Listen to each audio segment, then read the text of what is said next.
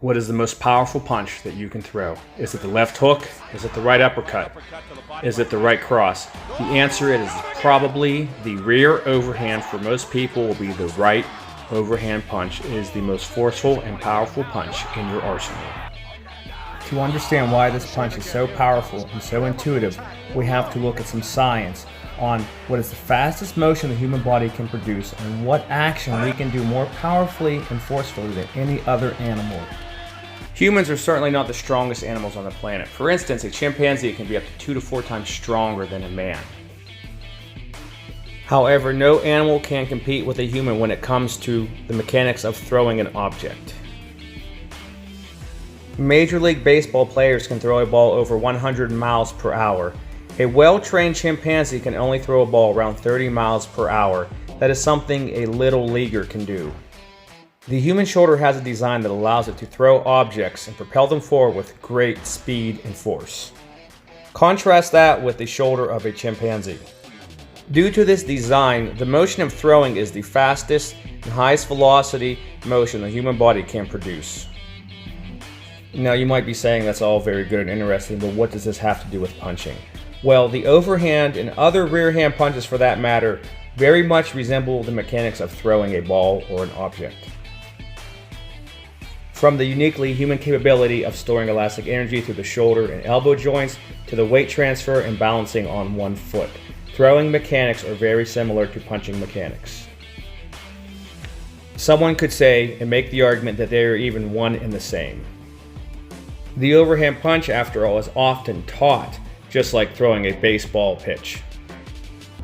The first phase of any strike is the loading phase. As you see here, I have weight loaded onto my rear foot, which I will next transfer onto my lead leg. The opposite arm is extended and I'm loaded through the hips and the torso, being pulled in a clockwise direction, but when the strike is thrown, they're going to rotate in a counterclockwise direction. As you see here, loading continues, weight's on the rear foot, and it's about to be transferred to the lead leg, and there's continual loading here in this clockwise direction, which is about to be reversed and go in a counterclockwise direction. The second phase is the weight transfer. As you see here, weight is being pushed from the rear foot onto the front foot, so the majority of my body weight is going forward and in the direction of the strike. We also see that loading is continuing here and the arm is lagging behind. Now that the weight has been transferred onto the lead leg, we can look at the third phase, which is rotation. There's rotation here in this counterclockwise direction through the waist and torso. There's also hinging or rotational force being generated from side bending, meaning bringing the head over the lead leg. Additionally, there's hinging or rotation occurring from the shoulder, and ultimately we'll see a hinge or rotation from the elbow joint. We see here the final phase of rotation or hinging is happening here at the elbow joint, which hinges last. This serves to aim the punch and add extra velocity to the punch. The fourth phase is the follow-through or recovery phase. As you see here, the rear foot is dangling in the air and is drawing forward. It may or may not square the whole way up, but in this example, and what we see in many live examples, is the rear foot does square the whole way up, bringing more weight forward in the follow through, and also helps to recover balance. My stance is now squared. I bring my hands back up, and then I can decide where to move from here. As we see here, I load, I transfer the weight, rotation, follow through, and that's the overhand. Again, load, weight transfer, rotation, and follow through, recovery. Load, weight transfer, rotation, follow through, recovery. Load, weight transfer, rotation, follow through, and recovery. Notice how the elbow is the last joint to rotate. From the rear angle, I load, weight transfer, rotation, follow through, recovery. Again, load, weight transfer, rotation, follow through, recovery.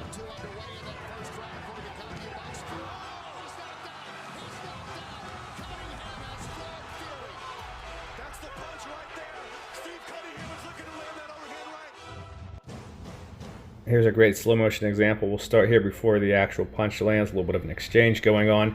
Notice how he's going to already load the punch by moving forward. Now he bends his knees to load, transfers the weight, rotation, follow through, and recovery. Lowering his level to load, transferring the weight, side bend, rotation, follow through, and recovery. Again, he's going to load, transfer his weight, rotate, follow through, and recover. In a hurry at 227 pounds. Here we see Tommy Morrison in his stance. He now loads for the punch by lowering his level. Notice in this frame how the head moved from where it was to all the way over to the other side of his opponent's body. This not only accomplishes a weight transfer, but it also adds rotational power through this pendulum effect, through side bending or lateral flexion, and then the punch is following that motion. The rotation continues and the punch lands here very forcefully. The rear leg draws forward, continuing the momentum in the direction of the punch, and also serves to help recover balance. Again in slow motion, notice the level change and look at the head moving like a pendulum and then the arm following. Another great feature of the overhand is the use to attack from multiple angles. As you see here in this flurry with Ernesto Hoost, he uses straight rights, right hooks, and right overhands to find an opening in his opponent's defense.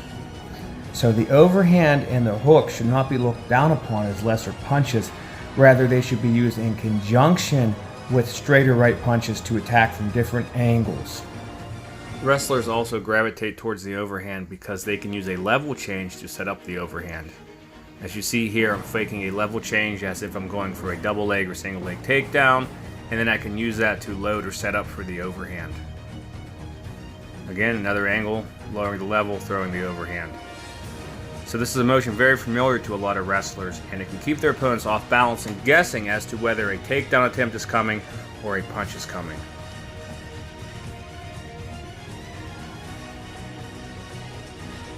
Here's a great example with Frank Mir, who lowers his level, lands an overhand on Czech Congo, very unexpected.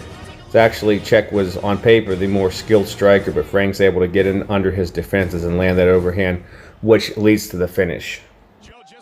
Here's an absolutely excellent example. In slow motion, we'll see that Gerald Harris lowers his level and taps the leg as opponent reacts, and then he's able to load and hit a very, very effective overhand. Another great benefit of the overhand is the versatility of this punch. Watch how Roy Nelson hits this punch. It's almost more like a ridge hand, landing with the inside edge of the hand, hitting Czech Congo by the ear and dropping him. As you see here, inside edge of the hand, right around the ear, dropping Czech Congo, leading to the finish.